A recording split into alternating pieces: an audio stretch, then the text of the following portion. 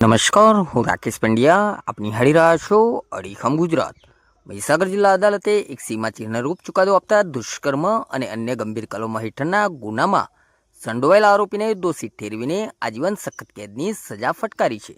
અદાલતના કડક વલણથી ગુનેગારોમાં ફફડાટ વ્યાપી ગયો છે. મહીસાગર જિલ્લાના ખાનપુર તાલુકાના બાકોર ગામના વતની આરોપી જયંતિભાઈ ઉર્ફે કાણિયાભાઈ પરમાભાઈ બામણિયા ઉંમર વર્ષ 29 વિરુદ્ધ વર્ષ 2024માં વાકોર પોલીસ મથકે દુષ્કર્મનો ગુનો નોંધાયો હતો. આ કેસ મહીસાગર જિલ્લા કોર્ટમાં ચાલી જતા કોર્ટે તમામ પુરાવા અને સાક્ષીઓને ગ્રાહ્ય રાખીને આરોપીને દોષિત જાહેર કર્યો હતો. ખુલ્લી અદાલતમાં ન્યાયાધીશ દ્વારા આ ચુકાદો જાહેર કરવામાં આવ્યો હતો. અદાલતે માત્ર સજા જ નહીં પરંતુ પીડિત પક્ષને ન્યાય મળે તે માટે આર્થિક દંડ પણ ફટકાર્યો છે. કોર્ટે આરોપી જયંતિ ઉર્ફે કાણિયાને અલગ અલગ કલમો હેઠળ કુલ ₹20,000નો દંડ ફટકાર્યો છે. જો આરોપી દંડની રકમ ન ભરે તો તેણે વધુ કેદની સજા ભોગવવી પડશે.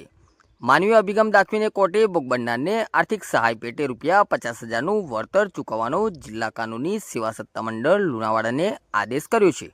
કોર્ટના આદેશ અનુસાર આરોપીની તમામ સજાઓ એક સાથે ભોગવવાની રહેશે અને તેને આજીવન સખત કેદની જેલ કાપવી પડશે. નમસ્કાર.